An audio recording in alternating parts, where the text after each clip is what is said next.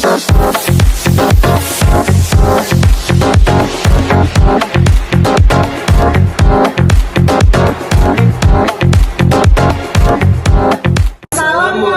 warahmatullahi wabarakatuh.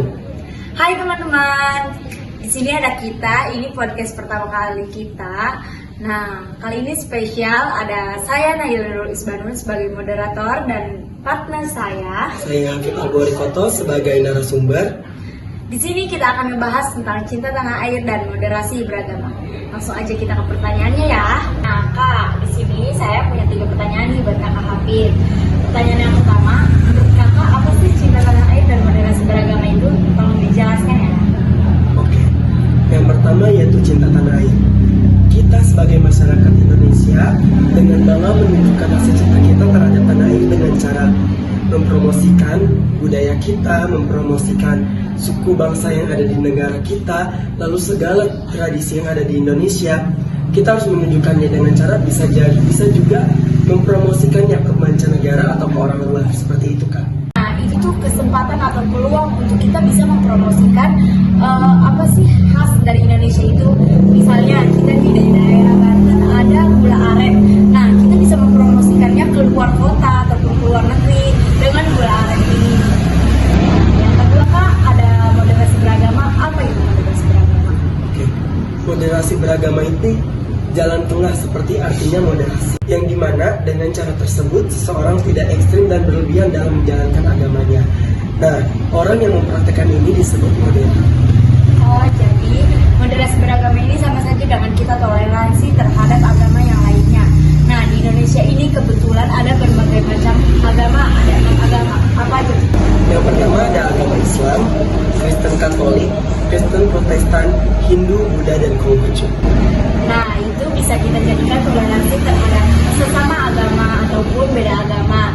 Jadi teman-teman tidak boleh menghakimi atau kekeh, Bahasanya juga rasis. ya kan, rasis gitu terhadap agama orang lain.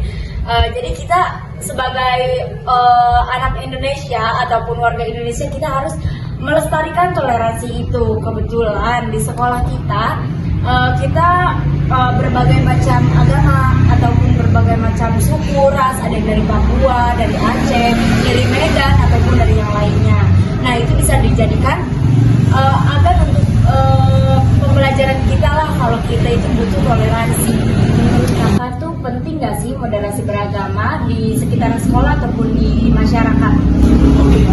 Moderasi beragama ini tentunya sangat penting, karena moderasi beragama dapat membantu siswa mengembangkan keterbukaan terhadap pandangan dunia yang beragam serta menghindari konflik atau stereotip yang dapat muncul akibat ketidaktahuan, menumbuhkan sikap toleransi dan menghargai perbedaan sehingga terciptanya lingkungan yang harmonis.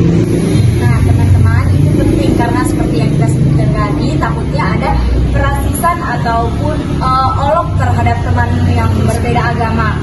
Karena kan kita di masyarakat tuh nggak cuma satu agama, ataupun kita berbagai macam suku, jadi kita bisa menjadikan itu bahan agar kita tidak terjadinya peributan ataupun perkelahian terhadap agama lain ataupun suku lain. Baik, yang ketiga, pertanyaan yang ketiga, apakah dalam Al-Quran ada surat yang menjelaskan tentang moderasi beragama Kak?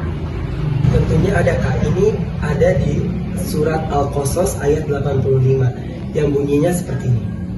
Bismillahirrohmanirrohim. Innallazi farada alaikal qur'ana laraduka ila ma'ad. Qurabbi a'lamu mangza abil huda wa man huwa fi dhalalim mubin. Yang artinya sesungguhnya Allah yang mewajibkan engkau Muhammad untuk melaksanakan hukum-hukum Al-Qur'an benar-benar akan mengembalikanmu ke tempat kembali. Maka katakan Muhammad, sesungguhnya Tuhanku mengetahui orang yang membawa petunjuk dan orang yang berada dalam kesesatan yang nyata. Masya Allah teman-teman, hal ini pun ada dijelaskan di dalam Al-Quran, yang tepatnya di Quran Surat Al-Qasas ayat 85. Nah, jadi kesimpulannya, cinta tanah air dan moderasi beragama ini sangat penting diterapkan di kehidupan sehari-hari maupun di sekolah, agar tidak terjadinya perselisihan ataupun keributan. Cukup sekian untuk podcast hari ini. Saya Nahila Nurul Isbanun sebagai moderator dan partner saya Hafid Alborikoto sebagai narasumber. Kami berdua izin pamit diri. Wassalamualaikum warahmatullahi wabarakatuh.